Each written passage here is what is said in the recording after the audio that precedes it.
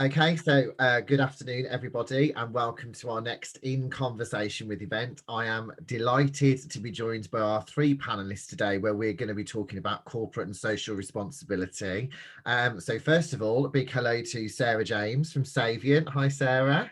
Hi everyone. We've got Wade Taylor from University of Birmingham. Hello, thank you for having me. And we also have Chesca Simmons from Robert Half as well. Hi, Chesca. Hey everyone. Hi Dan. So thank you ever so much for joining us. I was really interested in this topic personally because I think it's really big at the moment. It's such a broad topic. Corporate social responsibility means so much to so many different people. Some people will include diversity, inclusion, sustainability, charity. It's a huge, huge topic. So just wanted to have a little discussion amongst ourselves really to see what does CSR mean to you. Let's ask one of the ladies first. Sarah, what does CSR mean to you? Yeah, so I think CSR, like Dan's kind of mentioned, has really grown over recent years, and it's also, as well as actually giving back to charities and different incentives that we can get involved in, it's also about the social impacts and the environment that we need to consider as well. So it's kind of the combination of all of those, as well as actually being able to do something good and give back to charities or to local communities, or actually to different organisations and things as well. So I think actually as part of my kind of role, it was very important as a PA and office manager when I was working at Agility, was it wasn't part of my job role. So it was very much part of something that I was doing outside of the scope of my job role.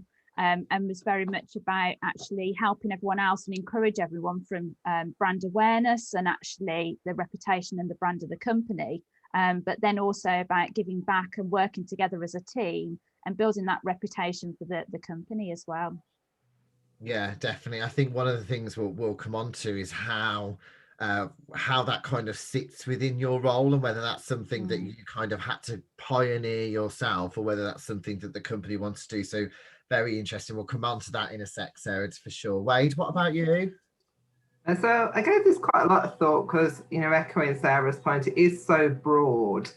And I kind of came to the conclusion that it's, equality, inclusivity, diversity, all of which that underpins the business and the business needs. And particularly, over the course of the pandemic, it's been essential in ensuring that no colleagues are forgotten or left behind or disadvantaged. So as Sarah said, although it's not specifically part of my role, I think it's on a human level, kind of all of our responsibility to get involved in some way. Yeah, no, definitely. And I think what's really interesting is the broad range. All of you have come from very, very different types of businesses, public sector, private sector, small SME, all the way through to the larger organisations. So I think it's going to be really interesting to see how that fits within those as well. And Chesca, what about you? Yeah, I mean, exactly the same as Sarah and Wade. It's not sort of specific to one kind of activity or just charity fundraising, which I think before I really got into my roles, that's kind of where my brain went when I thought about CSR. But I see it mainly as doing the right thing, basically. So, it's starting to cover things like well-being, mental health, talking to kids in schools about their opportunities. And it's quite a broad umbrella. And I think it's especially more as we're working remotely and starting to look after people through a pandemic, bits like that, it's growing along with businesses. So I think it's quite interesting to see what sort of different people class as CSR, but I think it's quite a big umbrella now, and there's lots and lots of different things that come under it. Yeah, definitely. I think volunteering is such a massive part of that. Volunteering extra time, and whether that be, like you say, going into a school and talking to people about the profession, how they can get into the profession or what they can do, that is also contributing to the local community, and again, really fits into that CSR umbrella as well. So I'm just interested to know, can you just give people a little bit of background about your businesses at the moment? Because, I appreciate different sizes, different sectors, and how kind of CSR fits in with that. Have you got somebody that's responsible to look after CSR, or does that sit with you? So let's ask Chesca first.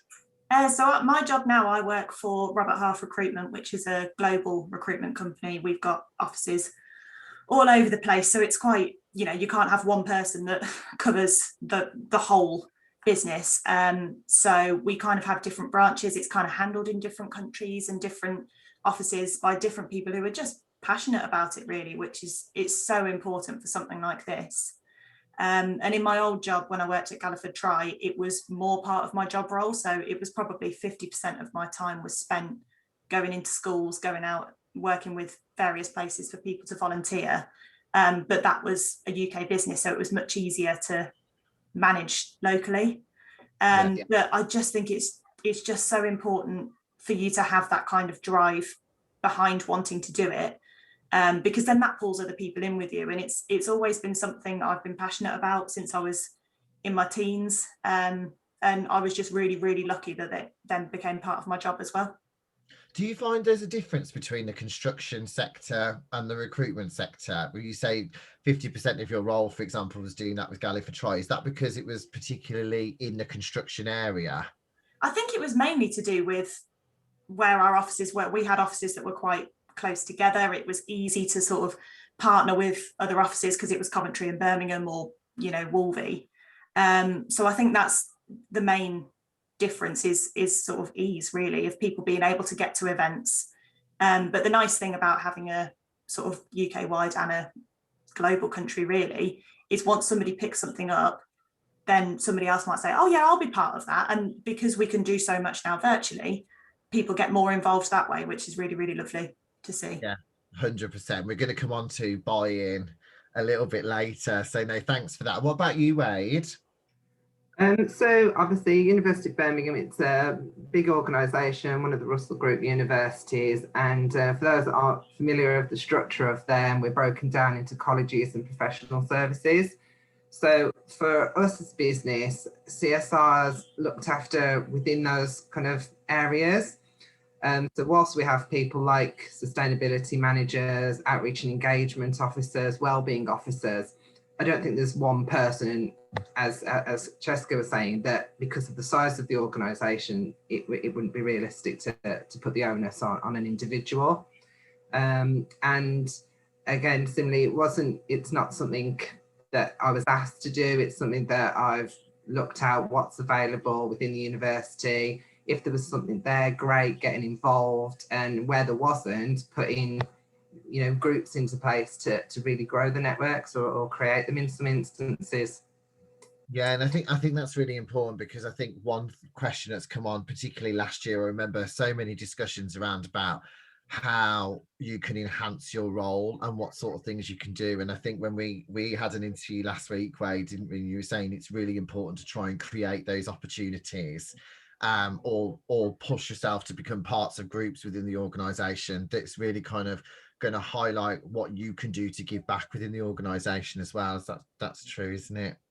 Yeah, 100%. And I think, particularly again, over the past 12 months, connectivity has increased so much. So if you've got a WhatsApp chat going with people from different organisations, it's certainly happened with me, where we've started off talking about one thing and they've said what other businesses are doing, and take those ideas to your senior leaders and suggest them. I don't think there is any bad ideas. It's just having the resource there to make them operational and a reality. Yeah, 100%. Great advice. Thanks, Wade. And what about for you, Sarah? What sort of, now you're working at Savient, you've got a different role there now, haven't you? Yeah, so I think now joining Savient with in November, it's kind of they're actually a software consultancy business, a small SME, but growing and things. So I've always worked for small organisations, and with when I actually worked at Agility, which I did for the past 3 years, it was very obvious that when I joined that people were really keen to get involved in charities and giving back, but they didn't actually have someone to be able to drive those initiatives or to be actually almost like champion those kind of ideas.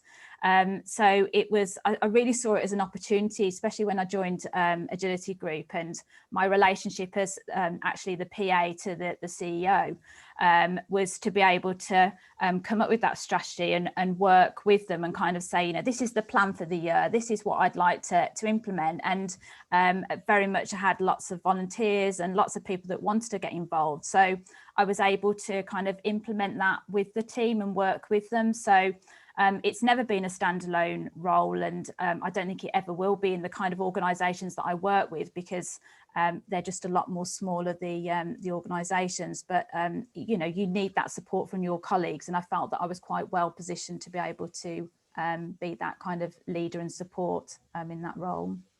Yeah, absolutely. And I think what you've all three of you have been part of the West Midlands PA Awards. And I think that's what, you know, all of you, we read and heard your different stories about all the different things that you've done. And that's why I was really keen to get you together to be able to share some of those experiences with us today. So Sarah, can we kind of ask, can you give people an idea of the different work that you've done?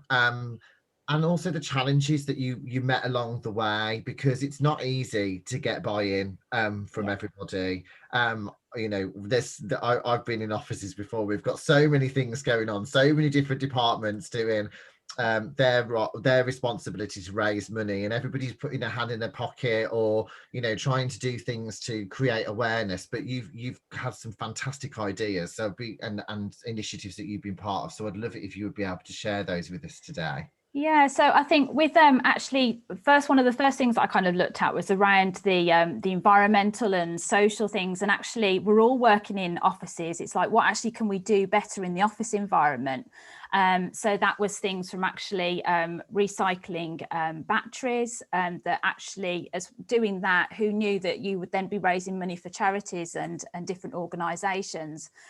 Stamps, I know we don't get much post these days, but still having that collection point for your stamps and things that was for breast cancer research. So that was another initiative that we put in. And then everybody's always having the various meal deals when we can at Tesco's, and recycling crisp packets, which Tetra are actually recycling and collecting those. So you'd send your empty crisp packets, and those money would be going to the Kent ambulance, the air ambulance. So it's kind of those initiatives just in the office, and what people can see every day and kind of can contribute every day without actually realising and having to put their hand in their pocket. I think is quite important, and especially at the moment with actually people homeschooling and the schools when they were during lockdown. It's actually the upcycling and recycling of your IT equipment or your electrical equipment and things to be able to benefit your local community and your local schools. So that was kind of like some of the initial impacts that I could do in the office quite quickly. With regards to kind of challenges, and one of the things that I always found really important was to actually have your strategy and your CSR strategy for the year actually as a roadmap and a plan. So you'll have different people that will align to different events that you might be doing. So it might be that the company already do and are quite passionate to do kind of your Macmillan Coffee Morning or a Red Nose Day or Children in Need. So don't move away from those kind of normal activities that the company like to support and like to be involved in. But then try and have a look at what could actually support you as the values as a business, or your the local community, or what you can give back to some of those initiatives that are actually happening, or even personal.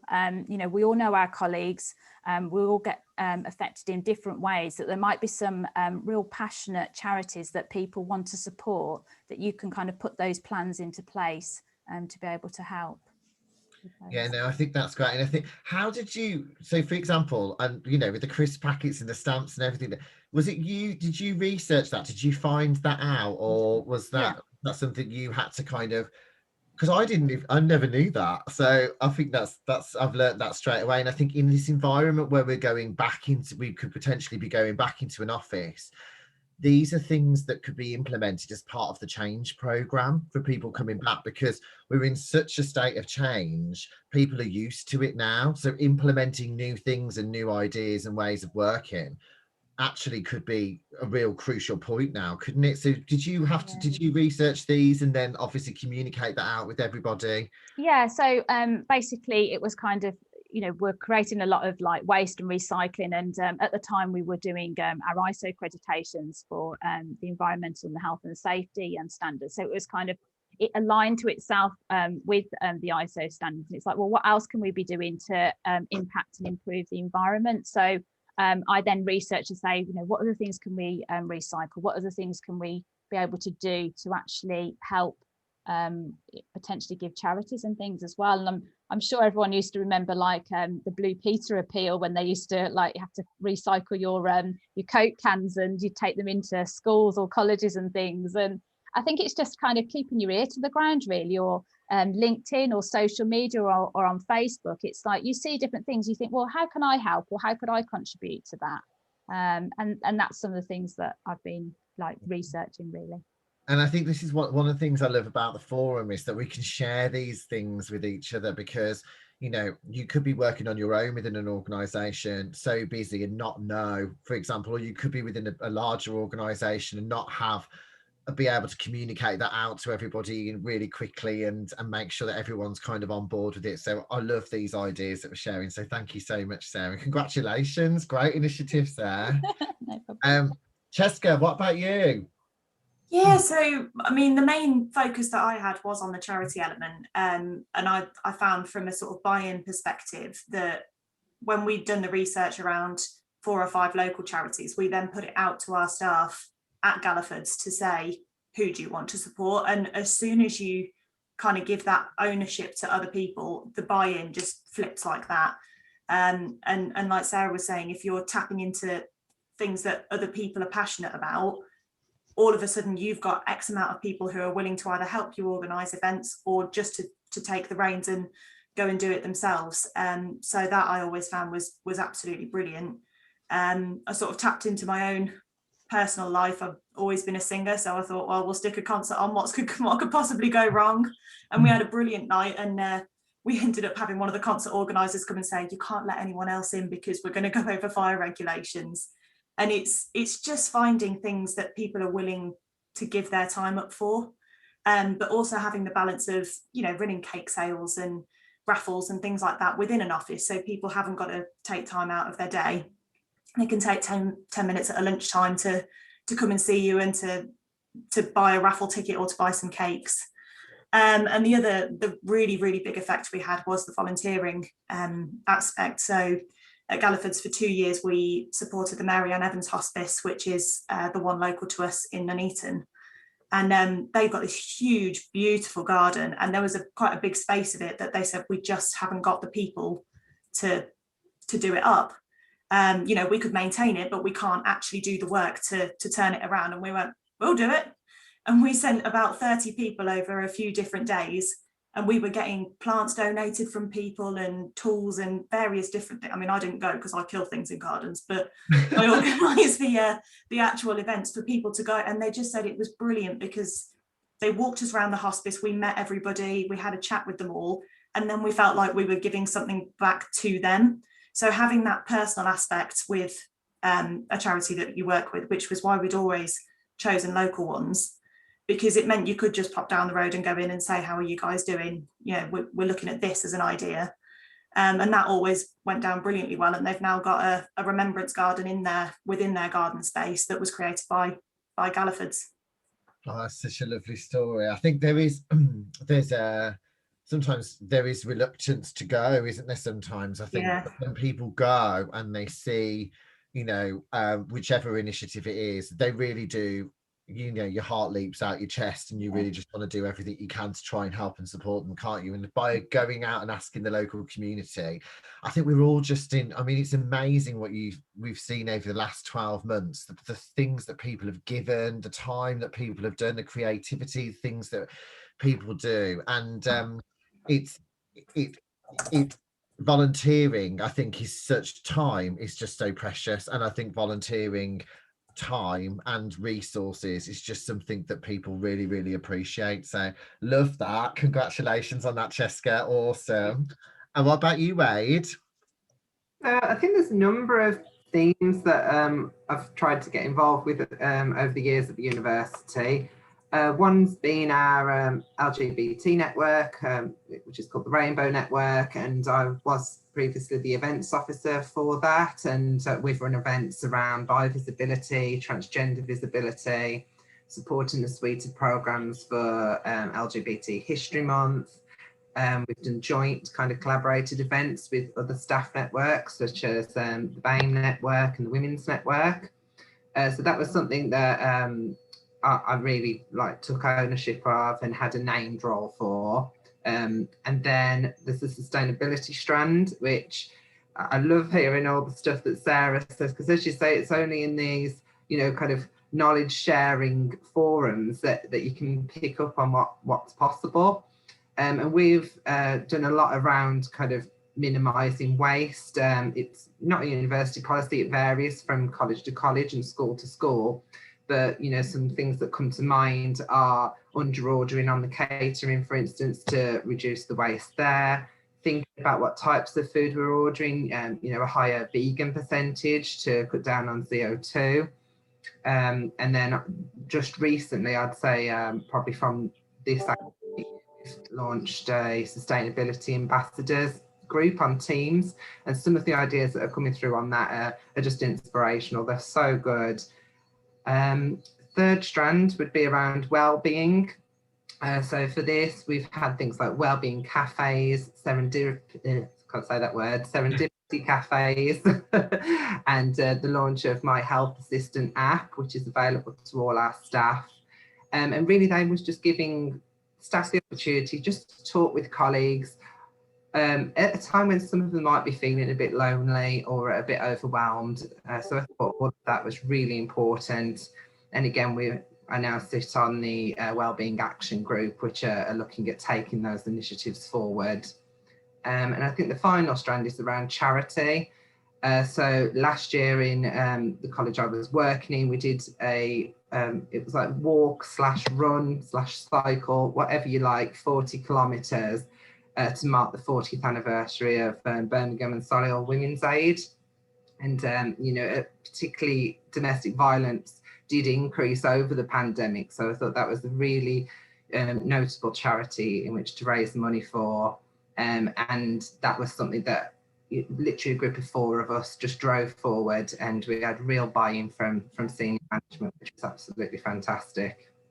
Oh, brilliant. And see, that's why I wanted to bring you all together today, because such different initiatives all across different areas and different sectors. I think the blend, you don't really, I didn't realise how big corporate and social responsibility is. And I think it's just going to be such a massive thing this year, more than ever. I think, with wellness, health, contributions to charities. I think, how do you feel, do you get approached by different charities? Because as a forum, we get approached by different charities and to work with different charities. And I'm just the type of person, find it so difficult to say, you can't support everybody. So do you have those conversations with some of those charities, or do you have a dedicated charity each year that changes? Sorry, Dan. Oh, Sarah? Yeah, I suppose it's about that relationship and your network and things. And so when I was at Agility, it was I'd still got the relationship with the local housing association, and they have community gardens around Worcestershire.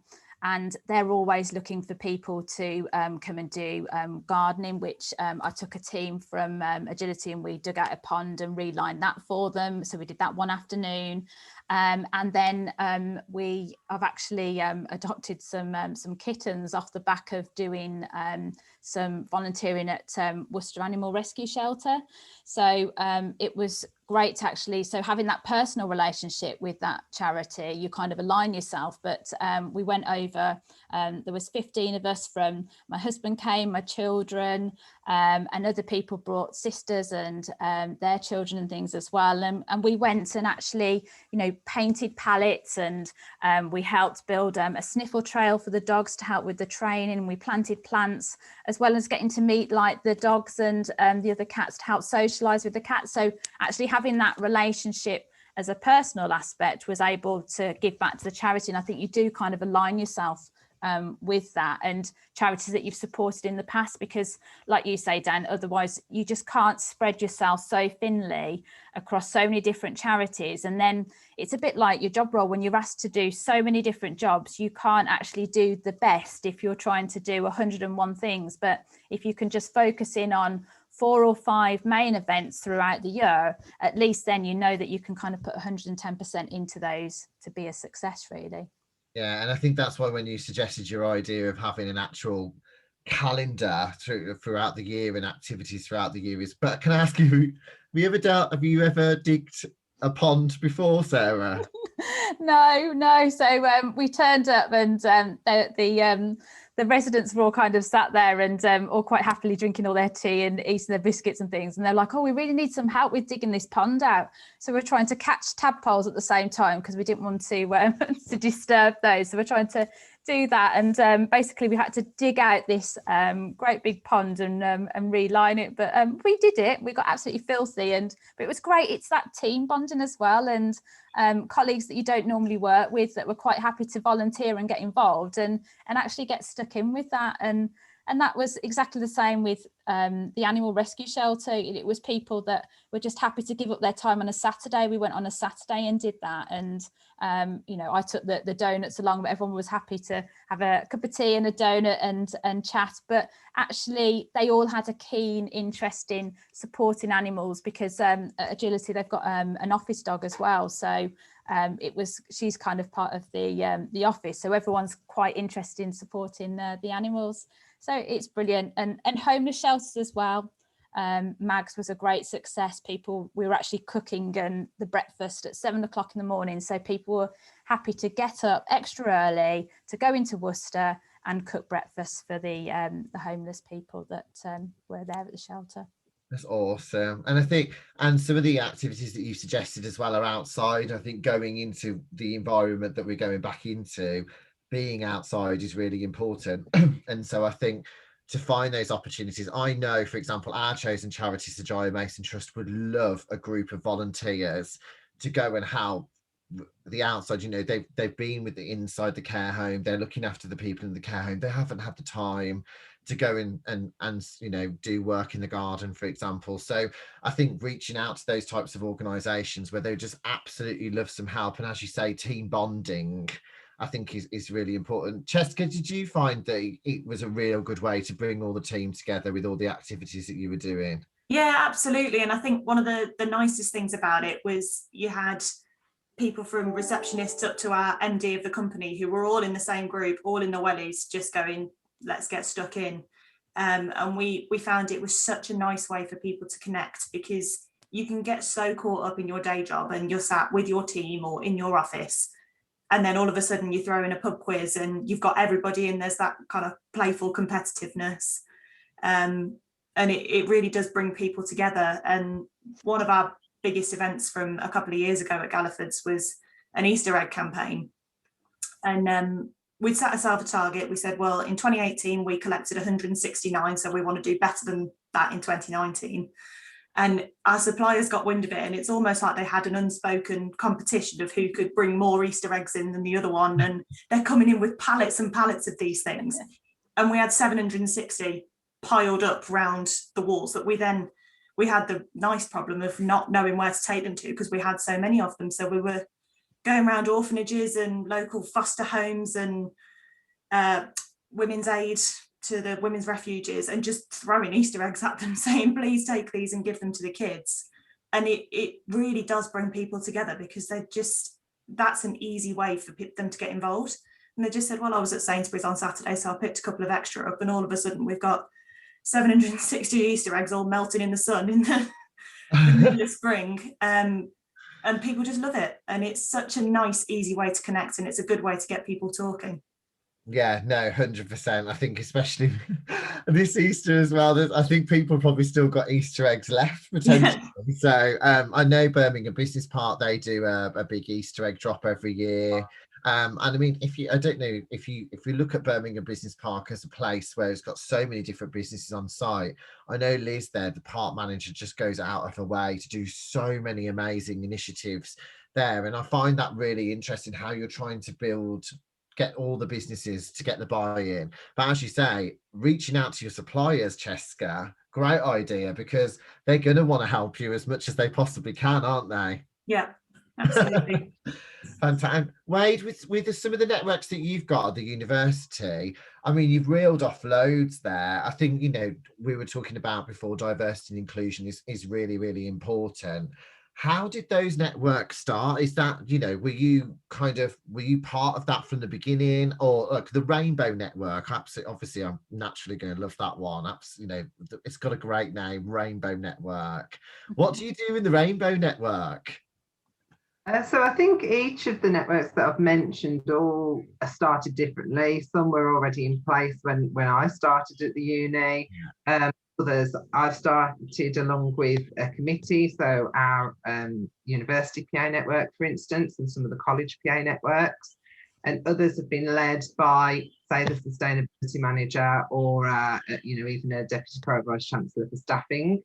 So they all vary quite deeply. And the Rainbow Network in particular, that was something I've always been. I started off as a member, then I joined as a general committee member, then decided to take on the events officer role, and then this year with other competing priorities, then I've decided to step back to being a general committee member. But that has allowed me to be involved in some of these other networks, which I think it's. As I think it was Sarah was saying, not overstretching yourself and being mindful of that. Yeah, no, definitely. And again, I think it's lovely that you've all got such different examples. Are you happy for people, if anyone wanted to reach out to you to kind of talk to you and hear a little bit more about those? Are you happy for people to kind of get in contact with you and hear about some of those initiatives? Because we're trying to look at our charity program for Loughborough and for Sir Giles Mason Trust, Loughborough, and also Zoe's Place Baby Hospice.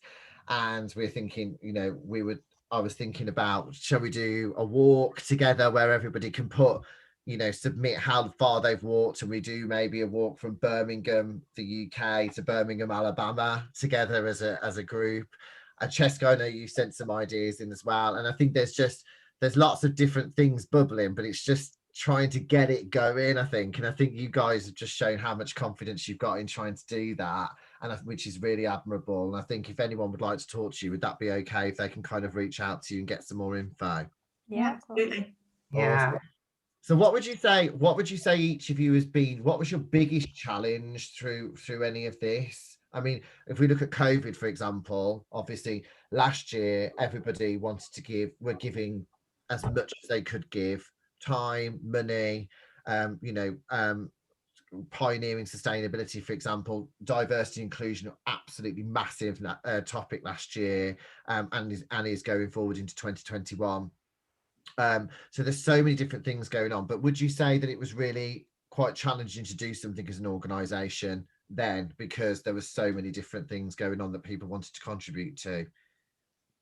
I think one of the really good things at the minute is that there is some stuff that you can do online, and especially at the start of lockdown, when it was you can go out for 1 hour a day and other than that you stay at home, and all of a sudden people were going, well, if I'm going to go for a walk, which is pretty much the only thing I can do for weeks and weeks and weeks, I might as well make some money out of it.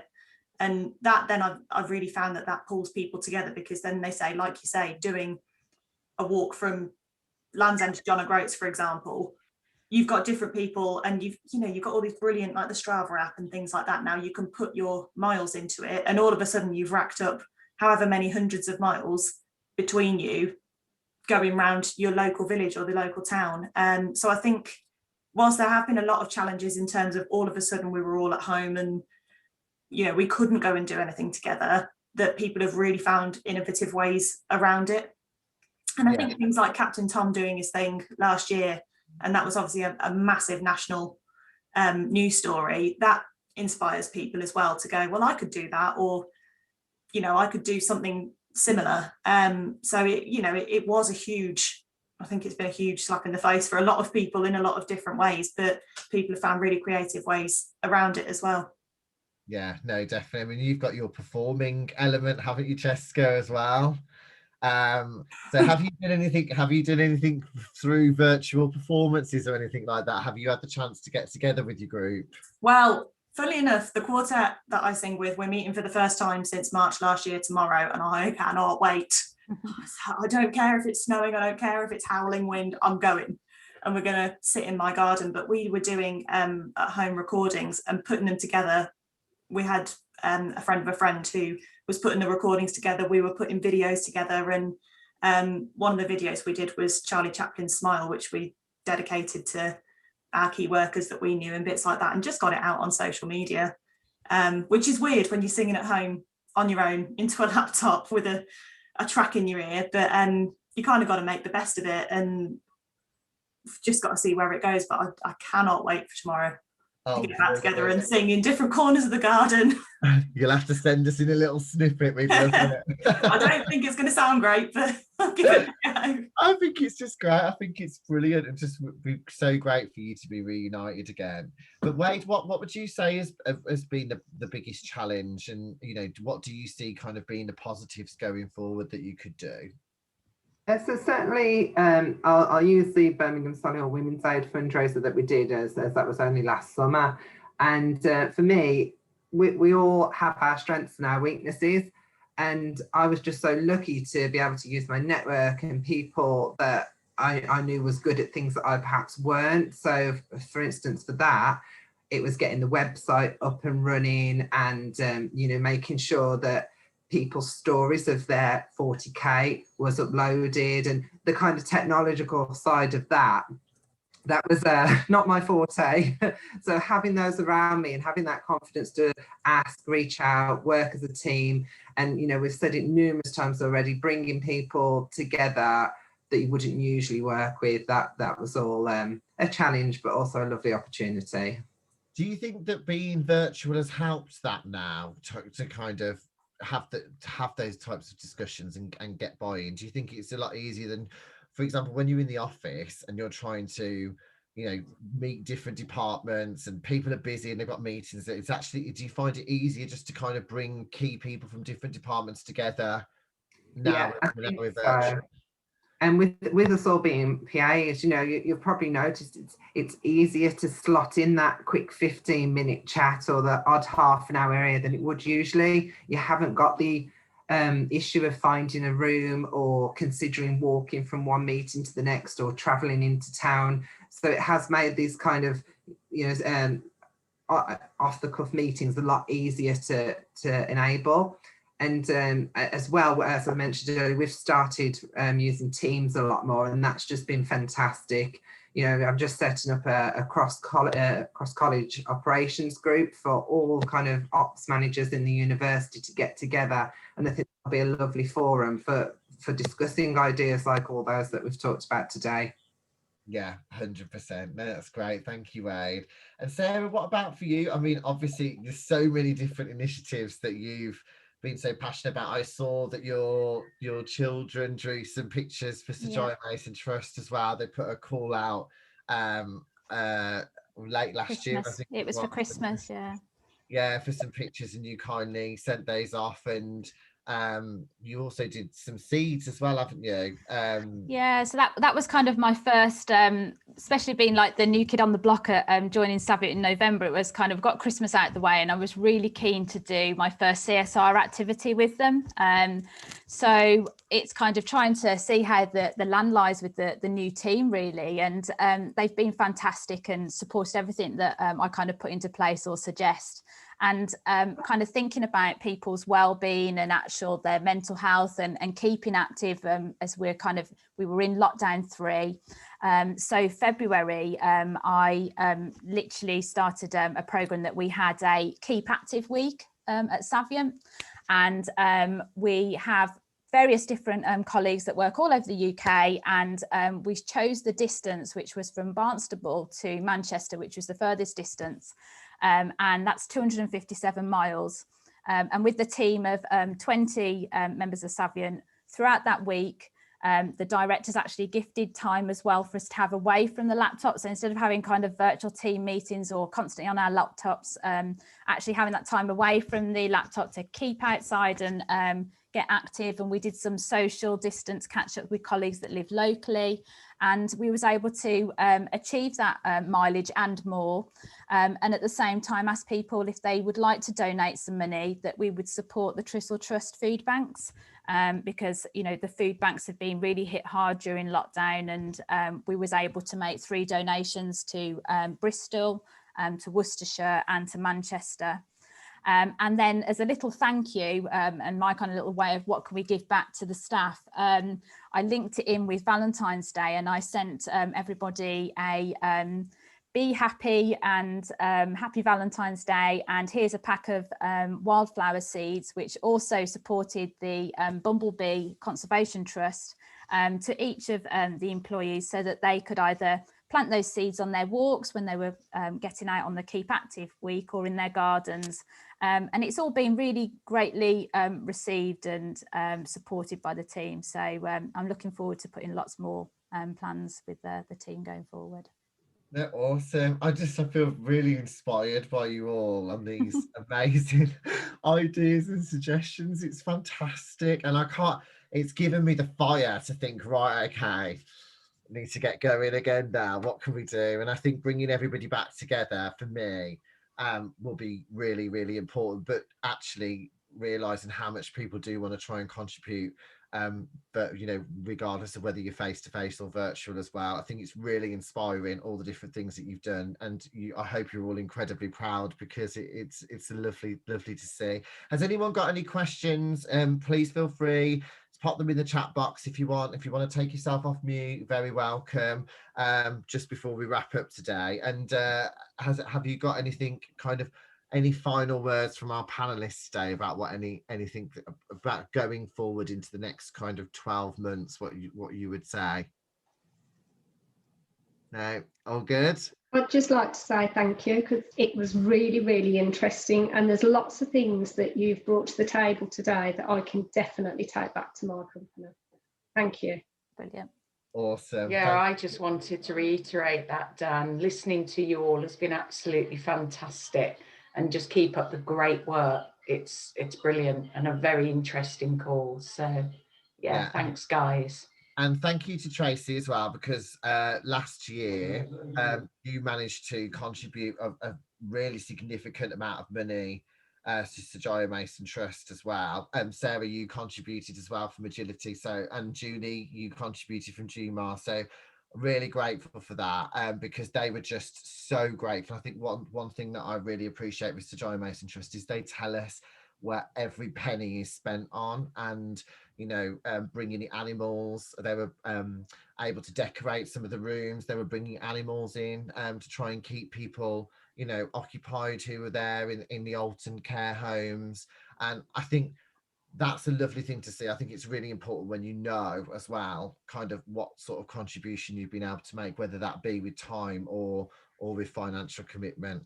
But thank you so much. What a way to start. Well, after Easter as well, new beginnings, new plannings, etc. I think, you know, getting that kind of CSR plan in place is really, really crucial. I think, again, you should be really, really proud. And thanks for letting us record this and share it with everybody today. Thank you. No Take problem. care, everyone. Thank you.